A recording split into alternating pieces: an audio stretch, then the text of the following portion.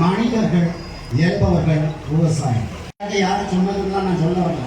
சாப்ட்வேர்ல வேலை பார்க்குற வரைக்கும் சிந்து நதியில இவ்வளவு ரைவல்ரியா இருக்கிற இவ்வளவு ஒரு பயங்கரவாத நாடாக இருக்கிற பாகிஸ்தானுக்கு சிந்து நதியில சுதந்திரம் வாங்கின காலம் தொட்டு இன்றைக்கு வரைக்கும் போர்ஸ் பண்ணி நம்ம அனுப்பிச்சு தண்ணியை தான் நிறுத்தி இருக்கோமே. தண்ணி நீர் 1000 அடிக்கு கீழே போயிடுச்சான். உலகத்துல இருக்கிற 70 நிலப்பரப்புல 2% தான் குடிநீர். இந்த 2% குடிநீரை நம்பித்தான் உலகத்துல இருக்க தெரிவிக்கல. ஏன் நம்ம எல்லாம் இங்க மக்கள் இல்லையா? அவங்க மட்டும் வாழ்ந்தால் போதுமா? இங்க இருந்தவங்க எல்லாம் என்ன செய்யலாம்? இந்த மாதிரி எண்ணங்கள் விவசாயி எல்லாருக்கும் தான் அவ்வளவு தூரம் எதிர்ப்பெல்லாம் தெரிவிக்கிறோம். இங்க என்ன எதிர்ப்பை தெரிவிக்கிறோம்?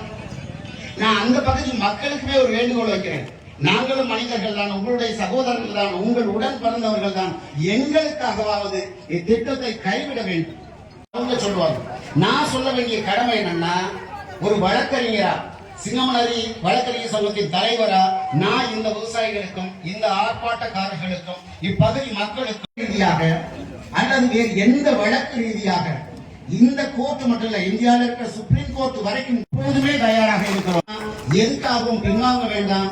எதுக்காகவும் இப்போராட்டத்தை கைவிடணும். வெற்றி கிடைக்கும் வரை தோற்பதற்கு உன்னிடம் காத்திருப்போர் எண்ணிக்கை எவ்வளவு?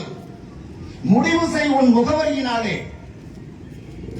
யாரோட தோல்வியும் நாம் வெற்றி. மிக்க மிக்க நன்றி.